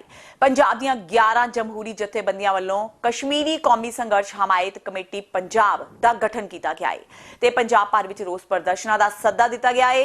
ਸਾਰੇ ਵਰਗਾਂ ਦੇ ਲੋਕਾਂ ਵੱਲੋਂ ਬਣਾਈ ਇਸ ਸੰਘਰਸ਼ ਕਮੇਟੀ ਵੱਲੋਂ 3 ਤੋਂ 10 ਸਤੰਬਰ ਤੱਕ ਜ਼ਿਲ੍ਹਾ ਪੱਧਰੀ ਵਿਰੋਧ ਤੇ ਰੋਸ ਪ੍ਰਦਰਸ਼ਨ ਕਰਦਿਆਂ 15 ਅਗਸਤ ਨੂੰ ਮੋਹਾਲੀ ਵਿਖੇ ਪੰਜਾਬ ਪੱਧਰ ਦੀ ਰੈਲੀ ਤੇ ਰੋਸ ਮੁਜ਼ਾਹਰਾ ਕਰਨ ਦਾ ਐਲਾਨ ਵੀ ਕੀਤਾ ਗਿਆ। ਜ਼ਿਲ੍ਹੇ ਭਰ ਦੇ ਕਿਸਾਨਾਂ ਨੂੰ ਸੱਦਾ ਦਿੱਤਾ ਗਿਆ ਕਿ ਕਸ਼ਮੀਰੀ ਲੋਕਾਂ ਦਾ ਜਿਹੜਾ ਹੱਕੀ ਜਮਹੂਰੀ ਸੰਘਰਸ਼ ਹੈ, ਉੱਥੋਂ ਦਾ ਕੌਮੀ ਸੰਘਰਸ਼ ਹੈ, ਸਵੈ ਨਿਰਣੇ ਦਾ ਹੱਕ ਲੈਣ ਲਈ ਜਿਹੜਾ ਬਕਾਇਦਾ ਭਾਰਤ ਦੀ ਉਸ ਵੇਲੇ ਦੀ ਸਰਕਾਰ ਨੇ ਲਿਖਤੀ ਰੂਪ 'ਚ ਸਮਝੌਤੇ ਰਾਹੀਂ ਦਿੱਤਾ ਸੀ ਕਸ਼ਮੀਰੀ ਲੋਕਾਂ ਨੂੰ, ਜਿਹੜੇ ਪੱਕੇ ਤੌਰ ਤੇ ਭਾਰਤ ਵਿੱਚ ਸ਼ਾਮਲ ਹੋਣ ਤੋਂ ਇਨਕਾਰੀ ਸੀ, ਸਿਰਫ ਇੱਕ ਸਮਝੌਤੇ ਰਾਹੀਂ ਇਲਹਾਕ ਹੋਇਆ ਸੀ। ਉਸ ਸਮਝੌਤੇ ਤਹਿਤ ਸਵੈ ਨਿਰਣੇ ਦਾ ਹੱਕ ਛੇਤੀ ਤੋਂ ਛੇਤੀ ਰਾਇਸ਼ੁਮਾਰੀ ਕਰਵਾ ਕੇ ਜਨਮਤ ਰਾਹੀਂ ਫੈਸਲਾ ਕਰਾਉਣ ਦਾ ਹੱਕ ਲਿਖਿਆ ਗਿਆ ਸੀ ਕਿ ਉੱਥੋਂ ਦੇ ਲੋਕ ਭਾਰਤ ਨਾਲ ਰਹਿਣਾ ਚਾਹੁੰਦੇ ਜਾਂ ਪਾਕਿਸਤਾਨ ਨਾਲ ਜਾਂ ਬਿਲਕੁਲ ਆਜ਼ਾਦ। ਪਰ ਉਹ ਭਾਰਤ ਦੀ ਸਰਕਾਰ ਉਹਦੇ ਤੋਂ ਹੌਲੀ ਹੌਲੀ ਪਿੱਛੇ ਹਟਦੀ ਹੁਣ 72 ਸਾਲਾਂ ਬਾਅਦ ਪੂਰਨ ਤੌਰ ਤੇ ਉਹ ਸਮਝੌਤਾ ਪੈਰਾਂ ਹੇਠਾਂ ਮਸਲ ਦਿੱਤਾ ਗਿਆ। ਉਸ ਕਸ਼ਮੀਰੀ ਕੌਮ ਦੇ ਹੱਕੀ ਸੰਘਰਸ਼ ਨੂੰ ਡਟਵੀਂ ਹਮਾਇਤ ਦੇਣ ਵਾਸਤੇ ਇਹ 11 ਜਨਤਕ ਜਥੇਬੰਦੀਆਂ ਦੀ ਕਸ਼ਮੀਰੀ ਕੌਮੀ ਸੰਘਰਸ਼ ਹਮਾਇਤ ਕਮੇਟੀ ਬਣੀ ਹੈ। ਕਿਸਾਨ ਮਜ਼ਦੂਰ ਸੰਘਰਸ਼ ਕਮੇਟੀ ਨੇ ਆਪਣੀਆਂ ਮੰਗਾਂ ਨੂੰ ਲੈ ਕੇ ਡਿਪਟੀ ਕਮਿਸ਼ਨਰ ਗੁਰਦਾਸਪੁਰ ਦਫ਼ਤਰ ਦੇ ਬਾਹਰ ਧਰਨਾ ਲਗਾਇਆ। ਕਿਸਾਨਾਂ ਨੇ ਮੰਗ ਕੀਤੀ ਕਿ ਕਿਸਾਨਾਂ ਦੀਆਂ ਜ਼ਿਲ੍ਹੇ ਨਾਲ ਜੁੜੀਆਂ ਸਮੱਸਿਆਵਾਂ ਵੱਲ ਡਿਪਟੀ ਕਮਿਸ਼ਨਰ ਗੁਰਦਾਸਪੁਰ ਧਿਆਨ ਨਹੀਂ ਦੇ ਰਹੇ, ਜਿਸ ਕਾਰਨ ਉਹਨਾਂ ਨੇ ਅੱਜ ਡਿਪਟੀ ਕਮਿਸ਼ਨਰ ਦਫ਼ਤਰ ਦੇ ਬਾਹਰ ਧਰਨਾ ਲਗਾਇਆ ਹੈ। ਉਹਨਾਂ ਕਿਹਾ ਕਿ ਜਿੰਨਾ ਚਿਰ ਉਹਨਾਂ ਦੀਆਂ ਮੰਗਾਂ ਵੱਲ ਧਿਆਨ ਨਹੀਂ ਦਿੱਤਾ ਜਾਂਦਾ, ਧਰਨਾ ਜਾਰੀ ਰਹੇਗਾ। ਧਰਨਾ ਪ੍ਰਦਰਸ਼ਨ ਕਰ ਰਹੇ ਕਿਸਾਨਾਂ ਨੇ ਕਿਹਾ ਕਿ ਜ਼ਿਲ੍ਹੇ ਨਾਲ ਜੁੜੀਆਂ ਕਿਸਾਨਾਂ ਦੀਆਂ ਕਈ ਸਮੱਸਿਆਵਾਂ ਨੇ ਜੋ ਡਿਪਟੀ ਕਮਿਸ਼ਨਰ ਗੁਰਦਾਸਪੁਰ ਹੱਲ ਕਰ ਸਕਦਾ ਹੈ, ਪਰ ਉਹਨਾਂ ਦੀਆਂ ਸਮੱਸਿਆਵਾਂ ਵੱਲ ਧਿਆਨ ਹੀ ਨਹੀਂ ਦਿੱਤਾ ਜਾ ਰਿਹਾ। ਉਹਨਾਂ ਕਿਹਾ ਕਿ ਕਿਸਾਨਾਂ ਦਾ ਕੀੜੀ ਸ਼ੂਗਰ ਮਿਲ ਵੱਲ ਪਿਛਲਾ ਬਕਾਇਆ ਖੜਾ ਹੈ ਜੋ ਅਜੇ ਤੱਕ ਜਾਰੀ ਨਹੀਂ ਕੀਤਾ ਜਾ ਰਿਹਾ ਤੇ ਸ਼ੂਗਰ ਮਿਲ ਪਨਿਆੜ ਦੀ ਸਮਰੱਥਾ ਵਧਾਉਣ ਦੀ ਗੱਲ ਕਹੀ ਗਈ ਸੀ, ਪਰ ਅਜੇ ਤੱਕ ਕਿਸਾਨਾਂ ਨੂੰ ਕੁਝ ਨਹੀਂ ਦੱਸਿਆ ਗਿਆ। ਜਿਵੇਂ ਪਿਛਲੇ ਸਮੇਂ ਦੇ ਵਿੱਚ ਬਰਸਾਤੀ ਪਾਣੀ ਦੇ ਨਾਲ ਵੱਡਾ ਹਿੱਸਾ ਕਣਕ ਦਾ ਖਰਾਬਾ ਹੋ ਗਿਆ, ਅਨੇਕਾਂ ਪਿੰਡ ਮਾਰੇ ਗਏ, ਹਜੇ ਤੱਕ ਉਹਨਾਂ ਨੂੰ ਕੋਈ ਮੁਆਵਜ਼ਾ ਨਹੀਂ ਦਿੱਤਾ ਗਿਆ। ਸਭ ਤੋਂ ਵੱਡੀ ਗੱਲ ਹੈ ਪਾਣੀ ਦੇ ਨਿਕਾਸ ਦਾ ਕੋਈ ਪ੍ਰਬੰਧ ਨਹੀਂ ਹੈਗਾ। ਜੇ ਹੁਣ ਵੀ ਕੋਈ ਫਲੱਡ ਆ ਜਾਏ ਤੇ ਫਿਰ ਝੋਨਾ ਮਾਰਿਆ ਜਾਊਗਾ ਤੇ ਇਹ ਡੀਸੀ ਪੱਧਰ ਖੁਦ ਡੀਸੀ ਸਾਹਿਬ ਹੱਲ ਕਰ ਸਕਦੇ ਵੀ ਅਸੀਂ ਖਲਾਈ ਕਰਾ ਦਾਂਗੇ, ਸਭ ਕੁਝ ਕਰ ਦਾਂਗੇ, ਪਰ ਹੋਇਆ ਕੁਛ ਨਹੀਂ ਹੈਗਾ। ਇੱਕ ਦੂਸਰਾ, ਗੁਰਦਾਸਪੁਰ ਇੱਕ ਗੰਨੇ ਦੀ ਬਿਲਟ ਆ, ਇਹਦੇ ਗੰਨੇ ਦੀਆਂ ਸਮੱਸਿਆ ਪਿਛਲੀ ਵਾਰੀ ਵੱਡੇ ਸੰਘਰਸ਼ ਹੋਏ ਸੀ, ਐਤਕੀ ਵੀ ਗੰਨੇ ਦੀ ਸਮੱਸਿਆ ਜਿਉਂ ਦੀ ਤਿਉਂ ਆ। ਇੱਕ ਤਾਂ ਗੰਨੇ ਦੀ ਫਸਲ ਦਾ ਬਕਾਇਆ ਵਾ ਉਹ ਨਹੀਂ ਦਿੱਤਾ ਜਾ ਰਿਹਾ। ਦੂਸਰਾ, ਜਿਹੜੇ ਗੰਨੇ ਦੀ ਪਿੜਾਈ ਆ, ਜਿਹੜਾ ਅਸੀਂ ਕਹਿੰਦੇ ਮਿੱਲਾਂ ਸਮੇਂ ਸਿਰ ਸਟਾਰਟ ਕਰੋ, ਅੰਤ ਵਿੱਚ ਬਹੁਤ ਲੇਟ ਜਿਹੜਾ ਵਾ ਉਹ ਸੀਜ਼ਨ ਚੱਲ ਜਾਂਦਾ, ਹਾਲੇ ਤੱਕ ਉਹਦਾ ਕੁਝ ਨਹੀਂ ਹੈਗਾ। ਪਰ ਜਿੰਨਾ ਗੰਨਾ ਪੈਦਾ ਕਰ ਰਿਹਾ ਗੁਰਦਾਸਪੁਰ, ਉਹਦੇ ਨੂੰ 5ਵਾਂ ਹਿੱਸਾ ਵੀ ਜਿਹੜੀਆਂ ਗੁਰਦਾਸਪੁਰ ਦੀਆਂ ਮਿੱਲਾਂ ਵਾ ਉਹ ਪਿੜਾਈ ਕਰਦੀਆਂ, ਉਹਦੀ ਸਮਰੱਥਾ ਬਹੁਤ ਘੱਟ ਆ। ਸੋ ਅਸੀਂ ਤਾਂ ਪਿਛਲੀ ਵਾਰ ਵੀ ਕਿਹਾ ਸੀਗਾ ਵੀ ਗੰਨੇ ਦੀ ਜਿਹੜੀ ਮਿੱਲਾਂ ਦੀ ਪਿੜਾਈ ਦੀ ਸਮਰੱਥਾ ਉਹ ਵਧਾਈ ਜਾਵੇ ਤੇ ਇਹ ਤੋਂ ਗਾਹਾਂ ਜਿਹੜਾ ਸਮੁੱਚਾ ਕੈਪਟਨ ਸਰਕਾਰ ਨੇ ਵਾਅਦਾ ਕੀਤਾ ਸੀ ਕਿ ਵੀ ਸਹਿਕਾਰੀ, ਸਰਕਾਰੀ, ਨਿੱਜੀ ਬੈਂਕਾਂ ਦਾ ਸਾਰਾ ਕਰਜ਼ਾ ਖਤਮ ਕਰਾਂਗੇ, ਉਹ ਵਾਅਦਾ ਵਫਾ ਨਹੀਂ ਹੋਇਆ। 4 ਦਿਨ 'ਚ ਨਸ਼ਾਬੰਦੀ ਕਰਨੀ, ਪੂਰਾ ਪੰਜਾਬ ਮੁੰਡੇ ਛੱਡੋ ਕੁੜੀਆਂ ਵੀ ਨਸ਼ੇ ਜਾ ਰਹੀਆਂ। ਸੋ ਇਸ ਕਰਕੇ ਪੰਜਾਬ ਦੇ ਤੇ ਇੱਥੇ ਲੋਕਲ ਜ਼ਿਲ੍ਹਾ ਪ੍ਰਸ਼ਾਸਨ ਆ ਜਿਹੜੇ ਮਸਲੇ, ਉਹਨਾਂ ਮਸਲਿਆਂ ਨੂੰ ਲੈ ਕੇ ਅਸੀਂ ਬੈਠੇ ਹਾਂ ਤੇ ਵਿਚਾਰ ਚਰਚਾ ਕਰ ਰਹੇ। ਜਦੋਂ ਤੁਸੀਂ ਆ ਰਹੇ ਹੋ, ਜੇ ਸਰਕਾਰ ਨੇ, ਜੇ ਇੱਥੋਂ ਦੇ ਪ੍ਰਬੰਧ ਨੇ ਕੋਈ ਸਾਡੀ ਗੱਲਬਾਤ ਨਾ ਸੁਣੀ ਤਾਂ ਅਸੀਂ ਮਜਬੂਰ ਹੋ ਕੇ ਕੋਈ ਤਿੱਖਾ ਐਕਸ਼ਨ ਕਰਾਂਗੇ ਤੇ ਉਹਦੀ ਜ਼ਿੰਮੇਵਾਰੀ ਇਹ ਪ੍ਰਸ਼ਾਸਨ ਦੀ ਹੋਊਗੀ। ਆਪਣੀ ਪ੍ਰੇਮਿਕਾ ਨੂੰ ਮਿਲਣ ਆਏ ਲੜਕੇ ਨੂੰ ਲੜਕੀ ਦੇ ਪਰਿਵਾਰ ਵਾਲਿਆਂ ਨੇ ਕੁੱਟ-ਕੁੱਟ ਕੇ ਮੌਤ ਦੇ ਘਾਟ ਉਤਾਰ ਦਿੱਤਾ। ਜ਼ਿਲ੍ਹਾ ਗੁਰਦਾਸਪੁਰ ਦੇ ਪਿੰਡ ਤੁੰਗ ਵਿੱਚ ਨੌਜਵਾਨ ਦੇਰ ਰਾਤ ਆਪਣੀ ਪ੍ਰੇਮਿਕਾ ਨੂੰ ਮਿਲਣ ਉਸਦੇ ਘਰ ਪਹੁੰਚ ਗਿਆ ਤੇ ਲੜਕੀ ਦੇ ਪਰਿਵਾਰ ਵਾਲਿਆਂ ਨੇ ਨੌਜਵਾਨ ਨੂੰ ਕਾਬੂ ਕਰ ਲਿਆ। ਲੜਕੇ ਦੀ ਬੁਰੀ ਤਰ੍ਹਾਂ ਕੁੱਟਮਾਰ ਕੀਤੀ ਗਈ, ਜਿਸ ਕਾਰਨ ਨੌਜਵਾਨ ਦੀ ਮੌਕੇ ਤੇ ਹੀ ਮੌਤ ਹੋ ਗਈ। ਦੱਸਿਆ ਜਾ ਰਿਹਾ ਹੈ ਕਿ 28 ਸਾਲਾ ਯੂਸਫ ਮਸੀਹ ਦੇ ਆਪਣੇ ਹੀ ਪਿੰਡ ਦੀ ਲੜਕੀ ਨਾਲ ਪ੍ਰੇਮ ਸੰਬੰਧ ਸਨ ਤੇ ਇਹ ਸਿਲਸਿਲਾ ਪਿਛਲੇ 2 ਸਾਲਾਂ ਤੋਂ ਜਾਰੀ ਸੀ। ਉਧਰ ਪੁਲਿਸ ਨੇ ਪੀੜਤ ਪਰਿਵਾਰ ਦੇ ਬਿਆਨਾਂ ਦੇ ਆਧਾਰ ਤੇ ਮਾਮਲਾ ਦਰਜ ਕਰ ਲਿਆ ਹੈ। ਫਿਲਹਾਲ ਮੁਲਜ਼ਮ ਫਰਾਰ ਦੱਸੇ ਜਾ ਰਹੇ ਨੇ। ਪੀੜਤ ਧਿਰ ਨੇ ਲੜਕੀ ਦੇ ਪੂਰੇ ਪਰਿਵਾਰ ਖਿਲਾਫ ਕਾਰਵਾਈ ਦੀ ਮੰਗ ਕੀਤੀ ਹੈ। ਆਏ ਹੋਏ ਕੁੜੀ ਦਾ ਚੱਕਰ ਸਿਆਬਾ ਅੰਤਰਾ। ਕੁੜੀ ਕਹਿੰਦੀ ਮੈਂ ਜ਼ਹਿਰ ਖਾ ਕੇ ਮਰ ਜਾਣਾ ਜੇ ਤੂੰ ਮੈਨੂੰ ਨਾ ਖੜਿਆ ਤੇ। ਉਹ ਡਰਦਾ ਲੈ ਗਿਆ, ਕਹਿੰਦਾ ਮੇਰੇ ਕੋਲ ਤੇ ਪੈਸੇ ਵੀ ਹੈ ਨਹੀਂ। ਕਹਿੰਦੀ ਮੈਂ ਪੈਸੇ ਇਕੱਠੇ ਕਰ ਲੈਂਦੇ ਆਪਾਂ ਤੇ ਚੱਲ ਜਾਂਦੇ ਆ। ਕਹਿੰਦਾ ਮੇਰੇ ਕੋਲ ਹੈ ਨਹੀਂ ਕੋ ਵੀ, ਮੈਂ ਤੈਨੂੰ ਕਿੱਥੇ ਲੈ ਜਾ। 2 ਕੁੜੀ ਦੇ ਭਰਾ, 2 ਗਵਾਂਢੀ, 2-3 ਹੋਰ ਆ। ਇੱਕ ਉਹਨਾਂ ਦਾ ਜਵਾਈ, ਉਹਨੇ ਮੂੰਹ ਬੱਧਾ ਵਾ ਇੱਥੋਂ। ਉਹਨਾਂ ਦੇ ਜਵਾਈ ਨੇ ਮੂੰਹ ਬੱਧਾ ਮੇਰੇ ਮੁੰਡੇ ਨਾਲ, ਤਾਂ ਸਹਿ ਸਾਰੀ ਉਹਦੀ ਆ। ਪੰਜਾਬ ਦੇ ਹੁਸ਼ਿਆਰਪੁਰ ਜ਼ਿਲ੍ਹੇ ਦੇ ਇੱਕ ਸਰਕਾਰੀ ਸਕੂਲ ਦੇ ਪ੍ਰਿੰਸੀਪਲ ਨੂੰ ਆਪਣੇ ਹੀ ਸਕੂਲ ਦੀਆਂ 2 ਅਧਿਆਪਕਾਂ ਨਾਲ ਅਸ਼ਲੀਲ ਹਰਕਤਾਂ ਕਰਦਿਆਂ ਰੰਗੇ ਹੱਥੀ ਫੜ ਲਿਆ ਗਿਆ ਹੈ। ਇਸ ਪ੍ਰਿੰਸੀਪਲ ਬਾਰੇ ਪਤਾ ਤਾਂ ਸਭ ਨੂੰ ਬਹੁਤ ਪਹਿਲਾਂ ਤੋਂ ਸੀ, ਪਰ ਆਖਰ ਸਕੂਲ ਦੇ ਸਟਾਫ ਮੈਂਬਰਾਂ ਨੇ ਹੀ ਇੱਕ ਖੁਫੀਆ ਕੈਮਰਾ ਲਗਾ ਕੇ ਪ੍ਰਿੰਸੀਪਲ ਦੀਆਂ ਸਾਰੀਆਂ ਹਰਕਤਾਂ ਰਿਕਾਰਡ ਕਰ ਲਈਆਂ। ਹੁਣ ਉਹ ਸੋਸ਼ਲ ਮੀਡੀਆ ਤੇ ਵਾਇਰਲ ਵੀ ਹੋ ਗਈਆਂ ਨੇ। ਪ੍ਰਿੰਸੀਪਲ ਦੀਆਂ ਹਰਕਤਾਂ ਤੋਂ ਸਿੱਖਿਆ ਵਿਭਾਗ ਬੁਰੀ ਤਰ੍ਹਾਂ ਸ਼ਰਮਸਾਰ ਹੈ। 2 ਵੀਡੀਓ ਕਲਿੱਪਸ ਵਾਇਰਲ ਹੋਈਆਂ ਨੇ। ਇੱਕ ਕਲਿੱਪ ਵਿੱਚ ਮੁਲਜ਼ਮ ਪ੍ਰਿੰਸੀਪਲ ਇੱਕ ਅਧਿਆਪਕਾ ਨਾਲ ਵਿਖਾਈ ਦੇ ਰਿਹਾ ਹੈ।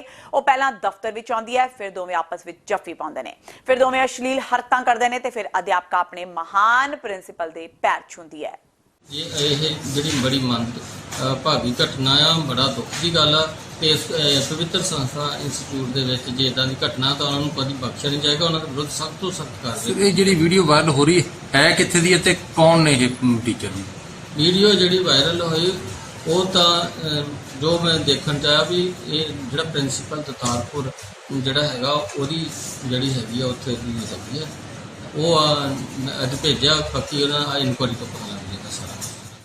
ਕਰਤਾਰਪੁਰ ਰੇਲਵੇ ਸਟੇਸ਼ਨ ਤੇ ਸੋਮਵਾਰ ਦਰਦਨਾਕ ਹਾਦਸਾ ਵਾਪਰ ਗਿਆ। ਸਟੇਸ਼ਨ ਮਾਸਟਰ 31 ਸਾਲਾ ਮਨਦੀਪ ਸਿੰਘ ਦੀ ਅੱਜ ਤੜਕੇ ਕਰੀਬ 2:30 ਵਜੇ ਅੰਮ੍ਰਿਤਸਰ ਨੂੰ ਜਾ ਰਹੀ ਤੇਜ਼ ਰਫ਼ਤਾਰ ਜਨ ਨਾਇਕ ਰੇਲ ਗੱਡੀ ਦੀ ਲਪੇਟ ਵਿੱਚ ਆਉਣ ਨਾਲ ਮੌਤ ਹੋ ਗਈ। ਅਫਸਰਾਂ ਨੇ ਲਾਸ਼ ਕਬਜ਼ੇ ਵਿੱਚ ਲੈ ਕੇ ਵਿਭਾਗੀ ਕਾਰਵਾਈ ਸ਼ੁਰੂ ਕਰ ਦਿੱਤੀ ਹੈ। ਹਾਦਸਾ ਇੰਨਾ ਭਿਆਨਕ ਸੀ ਕਿ ਅਮਨਦੀਪ ਦੀ ਲਾਸ਼ ਦੇ ਪਰਖੱਚੇ ਉੱਡ ਗਏ। ਲਾਸ਼ ਛੋਟੇ-ਛੋਟੇ ਟੁਕੜਿਆਂ ਵਿੱਚ ਰੇਲਵੇ ਲਾਈਨਾਂ ਤੇ ਬਿਖਰ ਗਈ। ਮੌਕੇ ਤੇ ਪੁੱਜੇ ਅਧਿਕਾਰੀਆਂ ਨੇ ਸਥਿਤੀ ਦਾ ਜਾਇਜ਼ਾ ਲਿਆ। ਮ੍ਰਿਤਕ ਦੇ ਰਿਸ਼ਤੇਦਾਰ ਤੇ ਇਕਲੌਤੀ ਛੋਟੀ ਭੈਣ ਨੇ ਦੱਸਿਆ ਕਿ ਮ੍ਰਿਤਕ ਅਮਨਦੀਪ ਸਿੰਘ ਅਜੇ ਕੁਆਰਾ ਸੀ। ਉਹ ਆਪਣੀ ਭੈਣ ਨਾਲ ਸੂਰਾਨਸੀ ਰੇਲਵੇ ਕੁਆਟਰ ਵਿੱਚ ਰਹਿੰਦਾ ਸੀ। ਮਾਤਾ-ਪਿਤਾ ਦੀ ਮੌਤ ਹੋ ਚੁੱਕੀ ਸੀ। ਪਿਤਾ ਵੀ ਰੇਲਵੇ ਵਿੱਚ ਨੌਕਰੀ ਕਰਦੇ ਸਨ। ਉਹਨਾਂ ਦੀ ਨੌਕਰੀ ਅਮਨਦੀਪ ਸਿੰਘ ਨੂੰ ਮਿਲ ਗਈ ਸੀ। ਤੇ ਇਹ ਸਨ ਹੁਣ ਤੱਕ ਦੀਆਂ ਖਬਰਾਂ। ਜਾਂਦੇ ਜਾਂਦੇ ਇੱਕ ਵਾਰ ਫੇਰ ਨਜ਼ਰ ਮਾਰਦੇ ਹਾਂ ਮੁੱਖ ਖਬਰਾਂ ਤੇ। INX ਮੀਡੀਆ ਕੇਸ ਵਿੱਚ ਫਸੇ ਪੀ ਚਿਦੰਬਰਮ ਦੀ ਹਿਰਾਸਤ ਵਿੱਚ 30 ਅਗਸਤ ਤੱਕ ਦਾ ਵਾਅਦਾ। ਸੁਪਰੀਮ ਕੋਰਟ ਨੇ CBI ਵੱਲੋਂ ਦਾਇਰ ਭ੍ਰਿਸ਼ਟਾਚਾਰ ਕੇਸ ਵਿੱਚ ਪੀ ਚਿਦੰਬਰਮ ਦੀ ਅਪੀਲ ਸੁਣਨ ਤੋਂ ਕੀਤਾ ਇਨਕਾਰ। ਸੁਖਪਾਲ ਖਹਿਰਾ ਦਾ ਕੇਂਦਰ ਤੇ ਪੰਜਾਬ ਸਰਕਾਰ ਤੇ ਵੱਡਾ ਇਲਜ਼ਾਮ। ਕਿਹਾ ਪੰਜਾਬ ਵਿੱਚ ਆਏ ਹੜ੍ਹ ਕੁਦਰਤੀ ਨਹੀਂ ਸਗੋਂ ਯੋਜਨਾਬੱਧ ਤਰੀਕੇ ਨਾਲ ਲਿਆਂਦੀ ਗਈ ਆਪਦਾ। ਅਗਲੇ ਮਹੀਨੇ ਪੰਜਾਬ ਦੇ ਪਾਣੀ ਖੋਏ ਜਾਣ ਦੀ ਜਤਾਈ ਆਸ਼ੰਕਾ। ਫਾਜ਼ਿਲਕਾ ਜ਼ਿਲ੍ਹੇ ਵਿੱਚ ਹੁੰਦੀ ਨਾਜਾਇਜ਼ ਮਾਈਨਿੰਗ ਉੱਤੇ ਵਿਧਾਇਕ ਦਵਿੰਦਰ ਸਿੰਘ ਕੁਬਾਇਆ ਦਾ ਛਾਪਾ। MLA ਨੂੰ ਦੇਖ ਦੌੜਿਆ ਰੇਤ ਮਾਫੀਆ। ਕੁਬਾਇਆ ਨੇ DC ਨੂੰ ਕਿਹਾ ਕਾਰਵਾਈ ਕਰਨ ਲਈ। ਸੌਦਾ ਸਾਧ ਗੁਰਮੀਤ ਰਾਮ ਰਹੀਮ ਦੀ ਮੂੰਹ ਬੋਲੀ ਧੀ ਹਨੀਪ੍ਰੀਤ ਦੀ ਜ਼ਮਾਨਤ ਅਰਜ਼ੀ ਨਾਮਨਜ਼ੂਰ। ਪੰਜਾਬ ਹਰਿਆਣਾ ਹਾਈ ਕੋਰਟ ਦੇ ਜਸਟਿਸ ਸੁਰਿੰਦਰ ਗੁਪਤਾ ਨੇ ਹਨੀਪ੍ਰੀਤ ਦੀ ਜ਼ਮਾਨਤ ਅਰਜ਼ੀ ਸੁਣਨ ਤੋਂ ਕੀਤਾ ਇਨਕਾਰ। ਤੇ ਸ਼੍ਰੀ ਗੁਰੂ ਰਵਿਦਾਸ ਮਹਾਰਾਜ ਜੀ ਦਾ ਮੰਦਰ ਢਾਹੇ ਜਾਣ ਦੇ ਵਿਰੋਧ ਵਿੱਚ ਪੰਜਾਬ ਦੇ ਕੇਂਦਰ ਵਿੱਚ ਵਜ਼ੀਰਾਂ ਦੇ ਘਰ ਘੇਰਨ ਦੀ ਤਿਆਰੀ ਵਿੱਚ ਰਵਿਦਾਸ ਸਮਾਜ। ਰਵਿਦਾਸ ਸਭਾਵਾਂ, ਭਗਵਾਨ ਵਾਲਮੀਕ ਸਭਾਵਾਂ ਤੇ ਡਾਕਟਰ ਅੰਬੇਦਕਰ ਸਭਾਵਾਂ ਨੇ ਕੀਤਾ ਐਲਾਨ। ਇਸ ਨਾਲ TV 84 ਦਾ ਖਬਰਾਂ ਦਾ ਬੁਲੇਟਿਨ ਖਤਮ ਹੁੰਦਾ ਹੈ। ਮੈਨੂੰ ਹਰਪ੍ਰੀਤ ਕੌਰ ਨੂੰ ਦਿਓ ਇਜਾਜ਼ਤ। ਸਤਿ ਸ਼੍ਰੀ ਅਕਾਲ।